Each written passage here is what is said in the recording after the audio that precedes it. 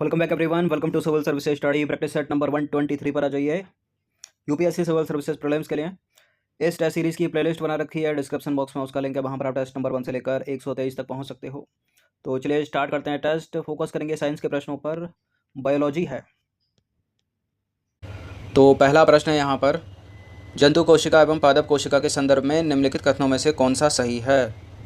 तो बताइए कौन सा सही है इसमें। माइटोकॉन्ड्रिया केवल जंतु कोशिका के लिए ही ऊर्जा ग्रह के रूप में या ऊर्जा के पावर हाउस के रूप में कार्य करता है। गलत है, दोनों के लिए करता है, जंतु कोशिकाओं के लिए भी और पादप कोशिकाओं के लिए भी। कोशिका भित्ति केवल पादप कोशिकाओं की ही विशेषता है। कोशिका भित्ति केवल पादप कोशिकाओं की ही विशेषता है, ये करेक्ट है, केवल पादप कोशिकाओं में ही पाई जाती है कोशिका भित्ति। और दोनों ही कोशिकाओं में प्लाज्मा झिल्ली कार्बोहाइड्रेट की बनी होती है, दोनों मतलब जंतु कोशिका और पादप कोशिकाओं में। गलत है ये, आंसर तो हमको मिल गया, फिर भी पढ़ लेते हैं। दोनों ही कोशिकाओं में मतलब जंतु कोशिका हो या पादप कोशिका हो, मतलब प्लांट सेल हो या एनिमल सेल हो, जो कोशिका झिल्ली जो प्लाज्मा झिल्ली होती है वो प्रोटीन और लिपिड की बनी होती है, कार्बोहाइड्रेट की नहीं बनी होती। और लाइसोसोम कोशिकाओं के लिए प्रोटीन संश्लेषण का कार्य करते हैं। गलत है ये भी, लाइसोसोम कोशिकाओं में प्रोटीन संश्लेषण का कार्य नहीं करता। कोशिकाओं में प्रोटीन संश्लेषण का कार्य एंडोप्लाज्मिक रेटिकुलम या राइबोसोम करते हैं। राइबोसोम और एंडोप्लाज्मिक रेटिकुलम, जिसको बोला जाता है अंतःप्रद्रव्य जालिका, और राइबोसोम प्रोटीन संश्लेषण का कार्य करते हैं। लाइसोसोम को तो आत्महत्या के थैले कहा जाता है। बहुत रिपीट करते हैं एसएससी और बैंक जैसे पेपर में, लाइन टू लाइन। यूपीएससी में देख लिया, 4 स्टेटमेंट बना के पूछ लिया।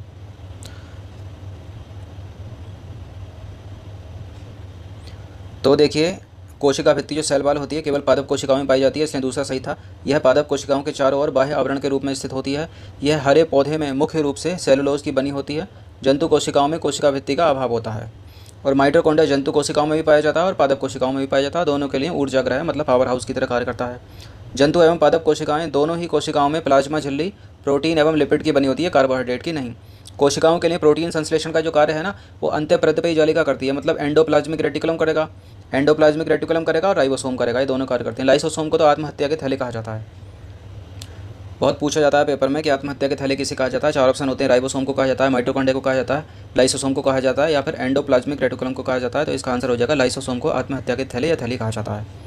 दूसरा प्रश्न, कोशिका के संदर्भ में निम्नलिखित कथनों पर विचार कीजिए। कोशिका में उपस्थित प्लाज्मा झिल्ली वर्णात्मक पारगम्य होती है। वर्णात्मक पारगम्य मतलब सेलेक्टिवली परमिएबल मेम्ब्रेन, जिसको बोलते हैं ना, सेलेक्टिवली परमिएबल, तो करेक्ट है, होती है। कोशिका में जल और गैसों का आवागमन विसरण तथा पराशरण के माध्यम से होता है। करेक्ट है, दोनों के दोनों स्टेटमेंट यहाँ पर सी हो जाएगा इसका, विसरण तथा पराशरण के माध्यम से होता है। तो देखिए, प्लाज्मा झिल्ली को वर्णात्मक या चयनात्मक पारगम्य झिल्ली भी कहा जाता है, क्योंकि यह कुछ पदार्थों को अंदर अथवा बाहर आने जाने देती है तथा कुछ अन्य पदार्थों की गति को भी रोकती है। कोशिकाओं में गैसों तथा जल के आदान प्रदान और पोषण ग्रहण करना तथा कोशिकाओं से विभिन्न अणुओं का अंदर बाहर गमन सब विसरण के माध्यम से होता है। देखिए, सब विसरण के माध्यम से होता है। जल भी विसरण के नियमों के अनुकूल ही व्यवहार करता है। इस प्रकार जल के अणुओं की झिल्ली के आर पार आवागमन पराशरण कहलाता है। पराशरण विसरण की एक विशिष्ट विधि है। पराशरण विसरण की एक विशिष्ट विधि है। एक कोशिकीय अलवणीय जलीय जीव तथा अधिकांश पादप कोशिकाएं पराशरण द्वारा जल ग्रहण करते हैं। पौधों के मूल द्वारा, पौधों के जड़ों द्वारा जल का अवशोषण पराशरण, मतलब पौधों के जो मूल हैं, पौधों की जो जड़ हैं, वो जल का जो अवशोषण करती हैं, वो एक पराशरण का ही उदाहरण है, जिनमें वो कैपिलरी एक्शन का काम करता है। कैपिलरी प्रक्रिया के द्वारा वो जल को अवशोषण करती हैं, मतलब जल को ऊपर लेके जाती हैं, और अवशोषण जो है वो पराशरण की एक घटना है। और उल्लेखनीय है कि पराशरण द्वारा जल ग्रहण की प्रक्रिया जीवित एवं मृत दोनों कोशिकाओं में संपन्न होती है, ध्यान दीजिएगा। क्वेश्चन नंबर 3 है, निम्नलिखित कथनों पर विचार करना है। कुछ स्टेटमेंट हैं 3-3, इसी तरह से घुमाती है यूपीएससी। कोशिका की खोज रॉबर्ट हुक ने की थी। कोशिका मतलब सेल, कोशिका मतलब सेल की खोज रॉबर्ट हुक ने की थी, करेक्ट है। कब की थी? 1665 में की थी, ये बहुत पहले कर ली थी। और ल्यूवेनहॉक ने बैक्टीरिया की खोज की थी, ये भी करेक्ट है। ल्यूवेनहॉक का मतलब क्या है यहाँ पर? एंटोनी वान ल्यूवेनहॉक। और रॉबर्ट ब्राउन ने कोशिका में केंद्रक का पता लगाया था, तो ये भी करेक्ट है। तीनों के तीनों स्टेटमेंट यहाँ पर करेक्ट हैं। इसका आंसर हो जाएगा ऑप्शन नंबर डी, 1, 2 और 3। तो देखिए, कोशिका की खोज है, जो सेल की खोज है, वो रॉबर्ट हुक ने की थी। कब की थी? 1665 में की थी। और ल्यूवेनहॉक ने बैक्टीरिया की खोज की थी। इन्होंने ही सबसे पहले उन्नत सूक्ष्मदर्शी से तालाब के जल में स्वतंत्र रूप से जीवित कोशिकाओं का पता लगाया। इन्हें सूक्ष्म जैविकी का पिता व जीवाणु विज्ञान का पिता कहा जाता है। रॉबर्ट ब्राउन ने 1831 में कोशिका में केंद्रक का पता लगाया था। केंद्रक को बोलते हैं न्यूक्लियस, और कोशिका को सेल बोलते हैं। क्वेश्चन नंबर 4 है, निम्नलिखित कथनों पर विचार कीजिए। पारितंत्र में आहार श्रृंखला की लंबाई 4 से 5 पोषण रीतियों तक सीमित रह जाती है। इसका कारण है, क्यों रह जाती है? क्योंकि उत्तरोत्तर ऊंची पोषण रीतियों के साथ श्वसन दर में तेजी से वृद्धि होती है। तो करेक्ट है, दोनों के दोनों स्टेटमेंट स्पष्टीकरण भी करता है। तो इसका आंसर हो जाएगा ए और आर दोनों सही हैं और आर ए का सही स्पष्टीकरण करता है। तो देखिए, चूंकि उत्तरोत्तर पोषण जो रीतियां हैं उसके साथ श्वसन दर में वृद्धि होती है, फलस्वरूप पारितंत्र में आहार श्रृंखला की जो लंबाई है वो 4 से 5 पोषण रीतियों तक सीमित रह जाती है, फिर खत्म हो जाती है उसके बाद। निम्नलिखित कथनों पर विचार कीजिए। क्वेश्चन नंबर 5 है, ऊर्जा पिरामिड का आशय प्रत्येक पोषण स्तर पर ऊर्जा की कुल मात्रा से है। बिल्कुल करेक्ट है, पहले ही बता चुका हूँ कई बार। और ऊर्जा का पिरामिड सदैव सीधा बनता है या सीधा होता है, ये भी कई बार बताया। देखिए, किसी भी पारितंत्र में, चाहे वो जल का पारितंत्र हो, चाहे वो स्थल का पारितंत्र हो या तालाब का पारितंत्र हो, कुछ भी हो, तो ऊर्जा का पिरामिड ऑलवेज अपराइट बनता है, तो हमेशा सीधा होता है। याद रखिएगा, दोनों के दोनों कथन यहाँ पर सही हैं। इसका आंसर हो जाएगा ऑप्शन नंबर सी, ए और बी दोनों। तो देखिए भाई, ऊर्जा का पिरामिड जो एनर्जी का पिरामिड होता है, प्रत्येक पोषण स्तर पर ऊर्जा की कुल मात्रा को प्रदर्शित करता है, जिसे किलो कैलोरी या एकांक या क्षेत्र एकांक समय के द्वारा व्यक्त किया जाता है। उल्लेखनीय है कि एक ऊर्जा का पिरामिड ऊष्मागतिकी के नियम को प्रदर्शित करता है, क्योंकि इसके अंतर्गत सौर ऊर्जा का रूपांतरण प्रत्येक पोषण स्तर पर रासायनिक ऊर्जा एवं ऊष्मीय ऊर्जा में होता है। साथ ही प्रत्येक पोषण स्तर पर ऊर्जा की मात्रा क्रमशः घटती जाती है और इस तरह घटती है कि अगले पोषण स्तर में केवल 10% ही पहुंचती है। इसे ही लिंडनमैन का नियम कहते हैं, 10% का, याद रखिएगा। इस तरह ऊर्जा पिरामिड हमेशा सीधा बनता है। क्वेश्चन नंबर 6 देखते हैं क्या है। निम्नलिखित कथनों पर विचार करना है। परावैंगनी विकिरण, इलेक्ट्रिक आर्क, पारा वाष्प लैंप, काला प्रकाश द्वारा उत्सर्जित होता है। जो परावैंगनी विकिरण है वो इलेक्ट्रिक आर्क, पारा वाष्प लैंप मतलब मरकरी वेपर लैंप्स और ब्लैक लाइट द्वारा उत्सर्जित होता है। करेक्ट है ये।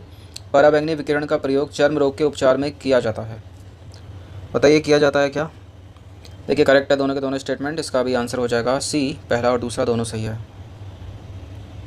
तो परावैंगनी विकिरण के विभिन्न स्रोत इलेक्ट्रॉनिक आर्क, पारा वाष्प लैंप, मरकरी वेपर लैंप्स और प्रतिदीप्ति लैंप जैसे कीट अवशोषक ट्यूब, वग जैपर ट्यूब और विद्युत बल्ब और एलईडी के द्वारा भी उत्सर्जित हो सकते हैं। परावैंगनी विकिरण का प्रयोग चर्म रोगों समेत अन्य कवकीय और जीवाणुकीय संक्रमण के उपचार में भी होता है। परावैंगनी विकिरण के द्वारा जो जल में सूक्ष्म जीव होते हैं ना, उनको भी मार दिया जाता है। क्वेश्चन नंबर 7 है। निम्नलिखित कथनों पर विचार कीजिए। प्रकाश का प्रकार, तीव्रता और अवधि जैसे जीवों को प्रभावित करते हैं। प्रकाश का प्रकार हो गया और उसकी तीव्रता हो गई और उसकी अवधि कितनी है, वो सबके सब जीवों को प्रभावित करते हैं। बिल्कुल करेक्ट है। प्रकाश का प्रकार अक्षांश और दिन के समय अनुसार परिवर्तित होता रहता है। देखिए, फॉर एग्जांपल, ऊपर से सनलाइट पड़ रही है, नीचे एक गाय बंधी है या बकरी का बच्चा बंधा है यहाँ पर, या बकरी बंधी है कोई भी, या मान लीजिए कुत्ते को, या आपने अपने डॉगी को धूप में बांध दिया, तो बार बार उसके ऊपर तीव्र प्रकाश पड़ रहा है। और वो तीव्र प्रकाश मान लीजिए 15 मिनट के लिए पड़ रहा था तो कोई दिक्कत नहीं है। अब उसको आपने 10 घंटों के लिए या 5 घंटों के लिए बांध दिया तो मर ही जाएगा ना, वो देखा जाए तो बहुत बुरी हालत हो जाएगी उसकी। और प्रकाश का प्रकार का मतलब कैसा प्रकाश है, तीव्र प्रकाश है या फिर धीमा प्रकाश है, तो ये सब प्रकार भी तो करेक्ट है पहला स्टेटमेंट यहाँ पर। और प्रकाश का प्रकार अक्षांश और दिन के समय अनुसार परिवर्तित होता रहता है, तो गलत है। देखिए, दूसरा, पहला तो सही है यहाँ पर, दूसरा गलत है। प्रकाश का जो प्रकार है वो अक्षांश और दिन के समय अनुसार नहीं परिवर्तित होता, गलत है ये। खाली तरंग दैर्घ्य परिवर्तित होती है बस, तो केवल पहला सही है यहाँ पर, दूसरा गलत है। तो देखिए, प्रकाश का प्रकार अर्थात तरंग दैर्घ्य मतलब जो उसकी वेवलेंथ होती है, उसकी तीव्रता अर्थात जूल में मापी गई ऊर्जा, और अवधि यानी दिन की अवधि जीवों के लिए काफ़ी महत्वपूर्ण है और उसको प्रभावित भी करती है। किंतु दिन के समय और अक्षांश प्रकाश की तीव्रता को प्रभावित करते हैं, प्रकाश का प्रकार या तरंगदैर्घ्य नहीं। दिन के समय और अक्षांश, दिन का समय हो गया और अक्षांश हो गया, प्रकाश की तीव्रता को प्रभावित करता है। मतलब दिन के समय ज़्यादा प्रकाश होता है, अक्षांश स्थिति भी प्रकाश की तीव्रता को प्रभावित करती है, लेकिन प्रकाश का प्रकार या तरंगदैर्घ्य उससे कोई संबंध नहीं है। अगला प्रश्न है, 8वां प्रश्न है। तापमान के संदर्भ में निम्नलिखित कथनों पर विचार कीजिए।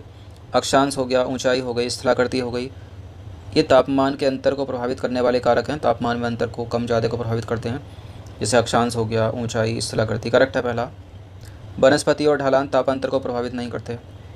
देखिए, ढलान भी करता है, वनस्पति भी करती है, ये भी करेक्ट है, तो ये गलत हो जाएगा, नहीं करते बोल रहा है। तापमान पौधों के लिए उद्दीपक का कार्य करते हैं। करेक्ट है, पहला करेक्ट है, थर्ड करेक्ट है, सेकंड करेक्ट है। सेकंड करेक्ट है तो करना जरा एलिमिनेट हो पा रहा है क्या? ये भी नहीं हो सकता, ये भी नहीं हो सकता, ये भी नहीं हो सकता। इसका आंसर हो जाएगा सी, 1 और 3। तो देखिए, तापांतर को प्रभावित करने वाले कौन कौन से कारक हैं? स्थलाकृति हो गई, ऊंचाई भी है, अक्षांश भी है, वनस्पतियाँ भी हैं, पहाड़ों का ढलान भी है। तापमान पौधे के लिए देखिए पहाड़ी ढलान में सूर्य का प्रकाश पहुंच ही नहीं पाएगा, अगर ऊंचा ढलान होगा तो, तीव्र ढलान होगा तो तापमान पौधे के लिए उद्दीपन का कार्य करता है, साथ ही उनकी वृद्धि का भी समय भी निर्धारित करता है, वृद्धि का समय भी निर्धारित करता है। क्वेश्चन नंबर 9 देखते हैं। तापकालिकता को बोला जाता है थर्मोपेरियोडिज्म के संदर्भ में निम्नलिखित कथनों में से कौन सा एक सही है? क्या होता है थर्मोपेरियोडिज्म या तापकालिकता? देखिए तापकालिकता से तात्पर्य दिन रात के तापक्रम में अंतर से है। बहुत आसान है, दिन रात के तापक्रम में अंतर को तापकालिकता कहा जाता है। तो तापकालिकता का आशय दिन रात में तापक्रम के अंतर से है। उल्लेखनीय है कि तापकालिकता कुछ पौधों के अनुकूल वृद्धि के लिए आवश्यक है, जैसे ठंडा वातावरण कुछ पौधों में जीवों के अनुकरण के लिए आवश्यक होता है तथा कुछ पौधों में यह पुष्पण को भी प्रेरित करता है। अंतिम प्रश्न की तरफ अग्रसर होते हैं। निम्नलिखित कथनों पर विचार करना है। कुछ कथन यहाँ पर दो। पादप प्लवक झील के तलछट में रहते हैं। पादप प्लवक से यहाँ मतलब है फाइटोप्लैंक्टन। नितल स्थल जीव झील के या जल की प्रकाशिक सतह पर रहते हैं। उपरोक्त कथनों में से कौन सा से कथन सही है? तो देखिए दोनों के दोनों गलत हैं। अगर इनको इंटरचेंज कर दोगे तो ये सही हो जाएंगे। क्यों सही हो जाएंगे? क्योंकि जो पादप प्लवक होते हैं, जो फाइटोप्लैंक्टन होते हैं, वो जल की प्रकाशिक सतह पर होते हैं। क्योंकि फाइटोप्लैंक्टन का मतलब क्या, पौधे ही हो गए ना, तो सूर्य के प्रकाश की उपस्थिति में भोजन बनाएंगे ना। और जो नितल स्थल जीव होते हैं वो क्या होते हैं, वो तलछट में रहते हैं। तो इंटरचेंज कर दो तो करेक्ट हो जाएंगे, वरना दोनों के दोनों निरर्थक हैं फिलहाल। तो इसका आंसर हो जाएगा डी। ना तो एक सही है ना ही दूसरा सही है। तो देखिए उपरोक्त दोनों के दोनों कथन गलत हैं, सही नहीं है। क्योंकि पादप प्लवक जो फाइटोप्लैंक्टन्स होते हैं वो जल की प्रकाशिक सतह पर होते हैं, जबकि जो नितलस्थ होते हैं वो जीव झील आदि के तलछट पर निवास करते हैं। तो देखिए जीव विज्ञान के सेशन से हल्का सा पर्यावरण इंपॉर्टेंट प्रश्न है, अच्छे से इनका रिवीजन कर लो। इस तरह के प्रश्न यूपीएससी में पूछ लिए जाते हैं। डेली थोड़ा थोड़ा पढ़ते रहिए ताकि बाद में जो बर्डन है वो कम पड़े। बेल आइकन को प्रेस रखिएगा लेटेस्ट वीडियो का नोटिफिकेशन पाने के लिए। चैनल को सब्सक्राइब रखिएगा। एक लाइक ज़रूर करके जाना अगर ये टेस्ट पसंद आता है तो। लेसन देखने के लिए धन्यवाद।